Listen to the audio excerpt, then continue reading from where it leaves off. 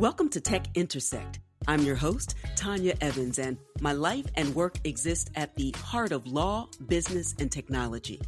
Yeah, I've earned a few fancy titles and degrees over the years, but the bottom line is I'm a writer, speaker, teacher, and lifelong learner, and I'm really excited that you've joined me on this journey. So what is Tech Intersect?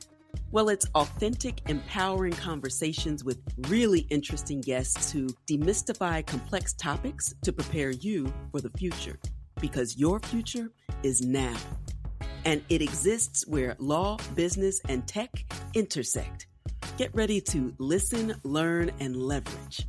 Let's get started. Isaiah Jackson, also known as Bitcoin Zay, is the author of Bitcoin and Black America, a book that explores the synergy between Bitcoin, blockchain technology, and economic empowerment in Black and Brown communities in particular. Isaiah is also community manager for Metronome and co-host of the popular YouTube show, The Gentleman of Crypto. It has over 500 episodes, 20 plus hours of crypto tutorials. It's a daily live broadcast that explores Bitcoin and cryptocurrency markets, including international topics, news updates, future innovations in blockchain, digital assets, and more. His work in the blockchain space includes being a member of the Digital Currency Council, a certified Bitcoin professional, and the owner of a Bitcoin ATM. We talk about his background, the book, and the show, and also how his work to empower Black and Brown communities is especially relevant now, given the economic crisis caused by COVID-19. So after the episode, I'll spend a little more time bringing all those points home and tying it all together. So now it's time to listen, learn, and leverage. Let's get started. Today, it is my absolute pleasure and honor to have this much anticipated conversation with Isaiah Jackson, aka Bitcoin Zay. I love that. We'll talk about that as well. He is the author of Bitcoin and Black America, the founder of Blockchain Foundation, and co-host of a popular daily YouTube show, The Gentleman of Crypto. He's also one of my favorite people on Twitter. He's no holds barred. His Twitter hand is very strong. And fun fact, when he's not knee deep in the crypto ecosystem, evidently he's arm deep in 70s vinyl crates. I want to hear about that, especially because I've spent many evenings in club quarantine with D Nice, and perhaps you have too. So we'll talk all about that and more in a moment. But first, Isaiah, welcome and happy birthday weekend to you, sir. Oh, yeah, absolutely. Thank you. I appreciate that. Yeah, definitely glad to see another birthday and glad to be on the show here with you. Excellent. It's been a while. It has. So share with the listeners your professional origin story, the path that led you to this moment in time as really a major influencer in the crypto space. I'm really fascinated by so much of the work that you do. And so, but I like to put the pieces together so others might follow in your footsteps as well. Okay, absolutely. So I was in college in 2008, 2009 during the last financial crash. So, as a college student, you're already pretty broke as it is. You're eating ramen noodles and right. Put together, $3 for burgers. So when the financial crash happened, I vividly remember how the economy changed. And that was sort of my first look at how economies work, how the Fed works, how inflation works. So I sort of had that always in the back of my mind. I didn't know how we could ever solve it. But in 2013, I was introduced to Bitcoin by, oddly enough, a banker. He worked for a bank and they discussed Bitcoin, but he kind of came home and he was like, I don't know what it is, but it's, sort of from a tech standpoint. And that was my major, computer science. And at the time I was teaching a computer engineering class in high school. Or high school. So this was 2013. So I've been in the space 7 years because sort of taking that 08, 09 background of, being super broke, almost broken, so to say, as I say in the book. Right. And then also applying the tech side of it where I saw that Bitcoin was a secure, scarce asset that, is transparent. All of these things you start to piece together like, this might be a solution. And that is where I started. So in 2013, after teaching, I moved on to an IT career. And as far as Bitcoin goes, I taught myself the trading aspect of it, mining, as well as blockchain aspects of it as well, building and software. and websites. So that was my origin. And since then, I have started the show, The Gentleman of Crypto. And of course, while we're here writing, I've written a book, Bitcoin in Black America, which we'll discuss more. So that is my origin, sort of a tech background combined with financial literacy needed because of last crash. So that's what drove me to get into the Bitcoin industry. Right. That's really interesting, especially because you're living what we should all do, which is really to take the lessons that we learned previously and figure out, all right, so that happened in a time of Web 2.0, right? We also, not only did we see the financial crash and crisis around the same time that Satoshi Mm-hmm. drops the white paper, but we Yeah. also see, we had just experienced maybe 10 years, 9 years before that, the dot-com boom and crash. And we are in a Web 3.0 build and environment, but those lessons are really important that we hold on to because, as you said, then we can start to see the benefits of innovations in technology, fintech, and how that could be empowering as a model for fiscal literacy, empowerment, generational wealth, which I spend a lot of time talking about too, and all of those things feed in. So let's get into that because your life and work are decidedly focused on the economics of Black America in particular, and how Bitcoin can change the economic condition of Black and Brown communities specifically.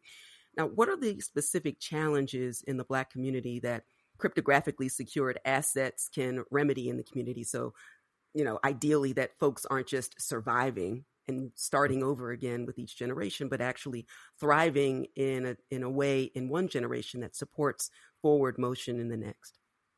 Absolutely. So one of the biggest subjects that I always bring up whenever I'm speaking with somebody I'm consulting or in the groups when it pertains to Bitcoin in Black America is I do discuss the dot-com boom of the 2000s and how a lot of Black people missed that tech boom of the 90s. Not just investing in the tech companies, but also learning how to be software developers, learning, cybersecurity, all these things. We were sort of late to the party there. Not all by fault of our own. There's some educational, things that held us back. However, this time the barrier to entry is lowered and is sort of not there with Bitcoin. So we all can be able to build in this industry as well as invest in it as an asset and build the companies that people will invest in for the future. So that is one of the biggest things that I bring up is, and one of the biggest wealth transfers in my generation that I remember, we sort of missed it. But this time has to be different. So I definitely push that forward in my message. Absolutely. Now, do you think, so you have a tech background, right? So not only are you an advocate of participating on the financial side to hold crypto, but also the build, right? And how important that could be to build sustainable companies, products, services on top of the new infrastructure. How difficult was it for you? And maybe even if it's not difficult, I'll ask a different way. How do you encourage those who do not have a tech background to still be able to take advantage of the new economy? So I'm so glad Bitcoin has matured a lot over the years. As you know, Bitcoin sort of the Wild West, a few years ago. And Right. only people with sort of a tech background can understand the language and, understand how to use it. So now that we have more onboarding through user-friendly apps, one of the things I would say for people who do not have a tech background is you have the ability today to buy Bitcoin, learn about Bitcoin, read about Bitcoin from a basic standpoint. You can buy a wallet. I even discuss this in the book. If you buy a car, you don't need to know how to change the carburetor and redo the body frame in order to drive it. Basic Right. things And like thank goodness. gas, just maintenance, being able to put on your turn signals. These are all things to be able to drive your car. Same thing with Bitcoin. If you know how to, download a wallet, send and receive to others and store it securely. These are just some of the basics that you can learn about Bitcoin, which, is very similar to how you store your money now, just small tweaks here and there.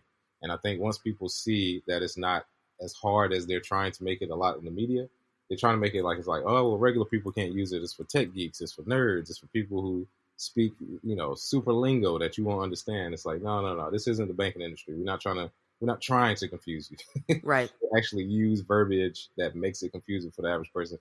And Bitcoin is becoming a lot easier. So if you don't have a tech background, don't worry. There are a lot of resources in order to get you going, get you started, and you don't have to worry about the back end. Sort of like Wi-Fi. We all know how to use Wi-Fi, but nobody can explain layer 2 protocols to you if you ask. right? You And don't nor have do to. they have to, right? Yeah, it just works Exactly. and it goes. Definitely. And it's important for people who are in the industry to help demystify it and Mhm. to break it down from an educational point of view. You are, at your heart and essence, you are an educator. And so you bring that heart, mind, and spirit to what you do now. My intention is always to do that as well. And in fact, for listeners, I certainly have done this in the past when others have come on to the show. Andreas Antonopoulos was on, Alex Edelman from Lolly, and some other people. We just did a crypto regulation thing that's going to float this past week. Actually, it aired this week. So Yeah. I'm very intentional about the educational piece. I will drop links and videos again, both in the summary and then in the extended show notes for Advantage Evans members. But we want to use regular language to, and also highlight what can be done with the technology, right? The fact that the car can take you from A to B is more important than the carburetor for the average person. You mentioned something about, well, let me say this, because I want to transition a bit to what's going on presently. What we talk about is going to be evergreen, but we are literally recording in the midst of the COVID-19 coronavirus crisis as a matter of health and finances, not just here in the United States, but globally.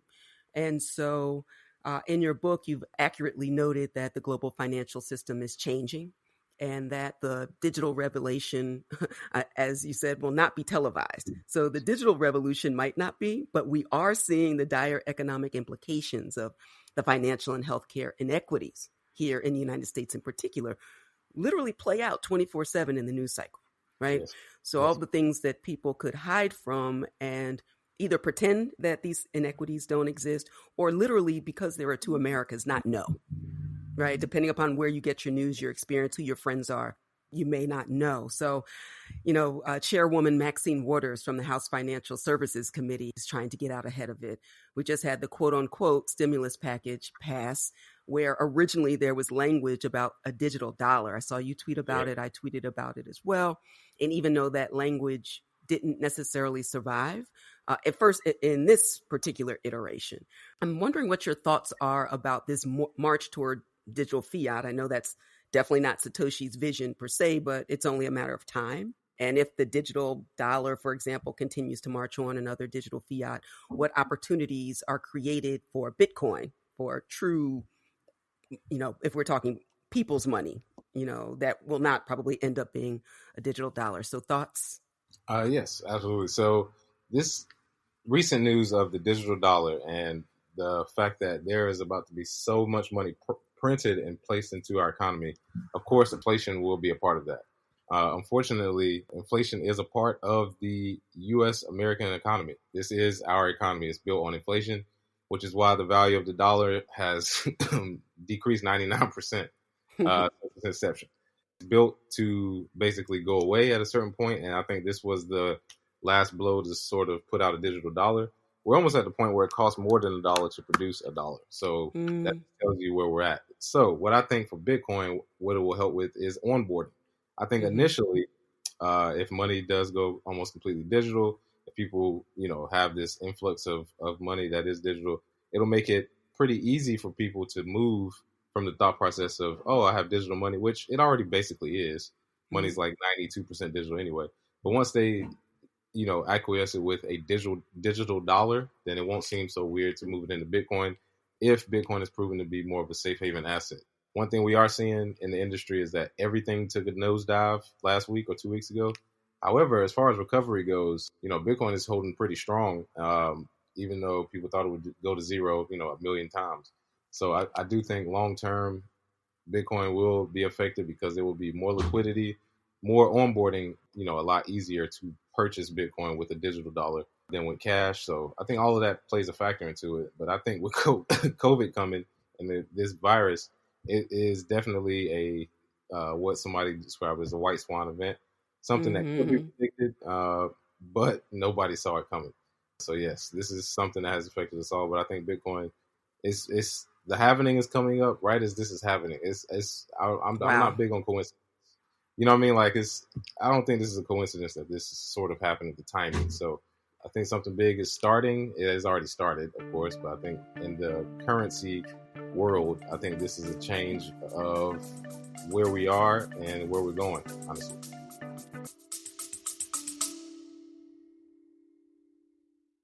You love listening to podcasts, but have you ever thought about starting your own podcast? Maybe you want to build a brand, grow your business, or are looking for an excuse to talk about your favorite hobby. Whatever your reason for making a podcast, Buzzsprout is the place to start. Since 2009, Buzzsprout has helped over 300,000 people launch their own podcasts. Buzzsprout walks you step by step through the whole process and will give you powerful tools to start, grow, and monetize your podcast. Ready to get started? Click the link in the show notes to get our free step-by-step guide to starting your podcast today.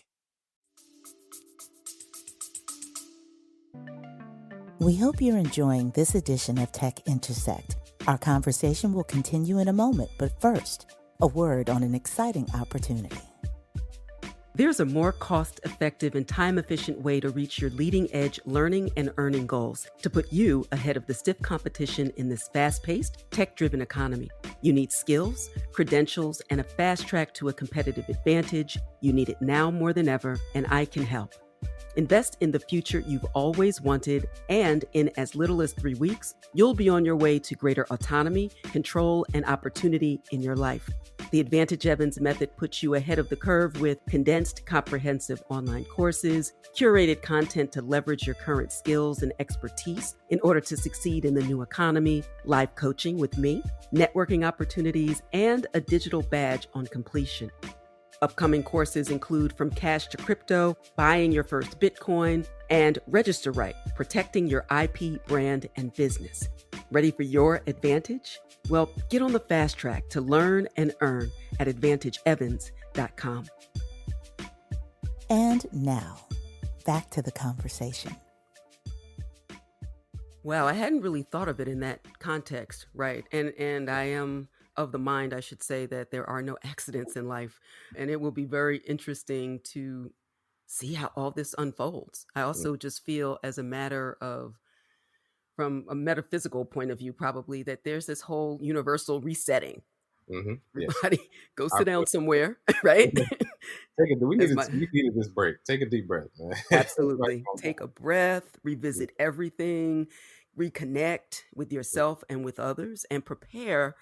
Because we are now seeing how people have short memories, and you have new people being born all the time, right? So either people have a short memory, or they don't have a memory of the type of crisis that hits this way.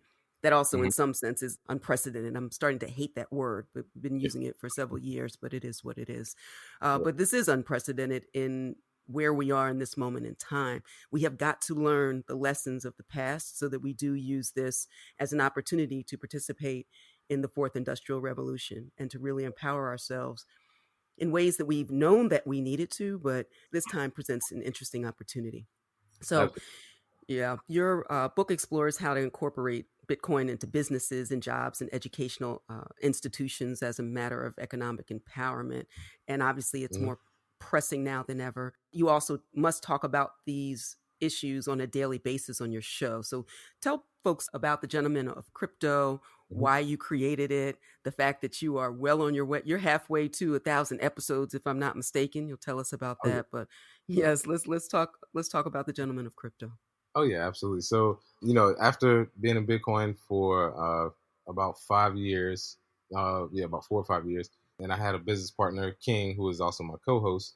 We both realized that our consulting, it was good for businesses, but for individuals, it was pretty inefficient. You know what I mean? The information we're getting out, doing one-on-ones or, small groups, it was okay, but it wasn't as efficient as we wanted. So we decided, and he kind of convinced me. Before, I had never made a video about crypto. I had only, kind of posted some stuff here and there. This was 2016. But he convinced me. I moved out to LA, and he was like, look, we can start a show. We can, get it going. And basically, we can reach more people daily, and we can discuss crypto, Bitcoin. This was early 2017, sorry. So this was sort of the time when Bitcoin had just crossed 1,000. Wow. Yeah, for the second time that I saw it. But New Year's Day 2017, it just crossed $1,000 in price. And the price was kind of going sideways in March or April when I decided to leave. So the show, we decided to do a daily news show because we realized there was a lot of misinformation coming out. There were so many scams. You remember the ICO market was really hot, where there were a lot of coins that didn't really do anything, Right. but there were so many people hyping it up, pumping it up. So we were like, yeah, let's do a daily show and kind of show people that, there's more to Bitcoin than it, being for drug dealers and scams and whatever people think. And also keeping it consistent, because from an education standpoint, there's a lot of people who don't trust it. So I think if we keep it consistent and they see that we're here through the good, the bad, and the ugly, we can keep it going, which is what we've done. We're at over 560 episodes since Wow. 2017, and going strong towards 1,000. And like you said before, it's the Gentleman of Crypto on YouTube. We broadcast at 1 p.m. Eastern, and like I said, we do it daily. Some days we do have to take off because we have much busier schedules than when we first started. But Right. this daily show was sort of the catapult for both of us in the crypto world, because once people realize, there's two guys that know what they're talking about. We do it live, so we take questions, answers, because we actually know what we're talking about. Unlike, some people, they started in 2018, 2019. It's cool, but that live feature, people really like to ask questions as they go, Right. instead of pre-record. So we wanted to introduce that, and so far it's definitely been a great experience. When you think about the topics that you've covered over these years and the questions that you receive, are there any common misperceptions or common questions that have come up over these years? Yes, early on, a lot of questions we got was about buying a whole Bitcoin. Yeah. We took a lot of episodes where we kept saying at the beginning of the episode, you can buy a fraction of a Bitcoin. You can buy a fraction Yes. of Bitcoin. Because I believe there was a time when Jamie Dimon, it was like August 2017. I think the price had went from 6,000 to 3,000 or something. He had kind of put out some news that tanked it. And then people were like, well, is this a good time to buy? And we were doing the show. That question came up a lot. And they were like, excuse me. And they were like, well, I can't buy a whole one. Can I buy, what can I do? And we just like, look, you can buy a fraction of a Bitcoin. So that's very common. Also, interaction with the broader world as far as like Bitcoin and digital currency and war with China and Russia and things that happen with the president. That stuff comes up a lot more lately. And I can't blame people, because look at what the mess we're in now. Right. You look at how the world is operating. It's like, well, it looks like our currency might not be worth much, or some things may be happening in the markets. This is what crypto was built for. So can't blame them. But those have been more of our questions lately. No, that's interesting. And any over these last couple of weeks, hot topics that stick out in your mind now? You cover so many things on a daily basis. We cover. I mean, COVID has definitely taken over. But we interviewed John McAfee. Oh, Not so long. wow. Yep, the last day in February, as a matter of fact, we interviewed him about a month ago, and that was very interesting because he discussed everything that's happening now. And John is a wild boy. I do want to say, if you go watch the interview, John McAfee, go check it out. He is wild, but that is sort of the crazy genius that I think comes out when you listen to people. But at the same time, interviewing people like him, interviewing founders of companies, those are all different things. I think our show takes on a new life when you can get a perspective from someone you may or may not agree with. So, Right. yeah, definitely something that recently caught our attention as far as how things are going to go with the virus, because he was right. He predicted how everything was going to go, and this happened. Wow. Well, I'll definitely drop a link to that as well. I missed that one. I kind of stay up on the game. I don't watch every day, but when I watch, I slam several episodes at a time. That's my approach to podcast and the dailies, and being home for Watch a the month vote. and counting. Right. Absolutely. All right. So I want you to let the listeners know some of the services that you offer, because I want to find and make sure that we have ways that they continue to connect with you and your work. So talk to us about that. Oh yeah, absolutely. So of course we have the daily show, the Gentleman of Crypto, which is completely free, of course, daily. KRB Digital Assets Group. We do consulting for mostly businesses, but we do individual clients. We teach educational blockchain education, how to do trading, things of that nature. Also, I am the community manager for a project called Metronome. Not sure if you've heard of it, but Metronome is a cryptocurrency that sort of is the beginning of decentralized finance. I know a lot of other companies have taken it upon themselves to call themselves DeFi, but Metronome was sort of the first. So that is also who I work with as well. And CoinMe and CoinFlip, ATM companies I actually work with as well. So Bitcoin ATMs, for those people interested, I actually have ways for people to get Bitcoin ATMs or install them in their brick and mortar stores. And then, of course, the reason we're here, Bitcoin in Black America, the book, where you can actually purchase on the website, bitcoininblackамerica.com or Amazon. So got a lot going on right now in the space, but staying busy. And these are just a few of the things I have where people can support. I love that. And I also believe in diversifying on a range of things, certainly from an assets perspective, but also multiple streams of revenue.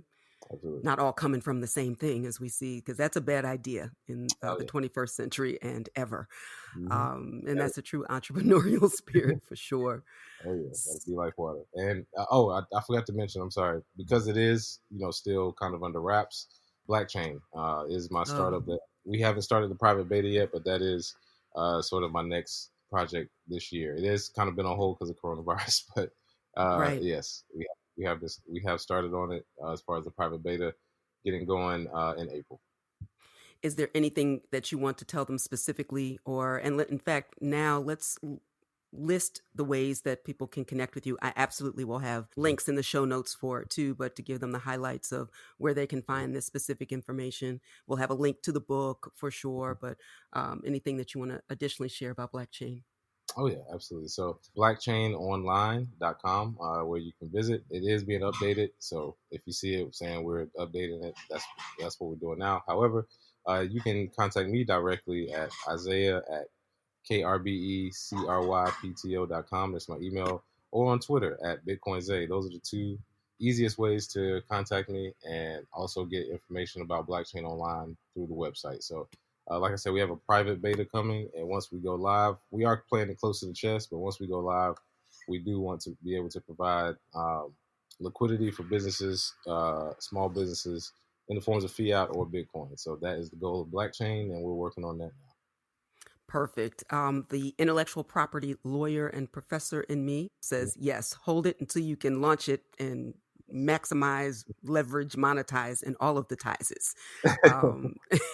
So I would, given a lot of the things that you've shared, once a month, I wasn't able to do it because of the COVID-19 crisis and scrambling to get all of my faculty online in less than 2 weeks, which was no small feat.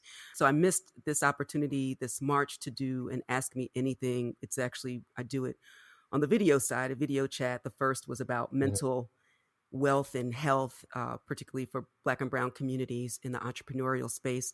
I'd love for us to figure out a way to set up an AMA to amplify some of the things that you're doing and to plug in with our listeners. That would be fantastic. That would be perfect. I would love to. Well, thank you so very much. The time flew. I just looked up. I was like, uh-oh. We have to get out of here. I'm a huge fan. I will continue to amplify everything that you and King are doing. And let's do this together. Cooperative economics, collective work and responsibility, and let's make the next generation a better place.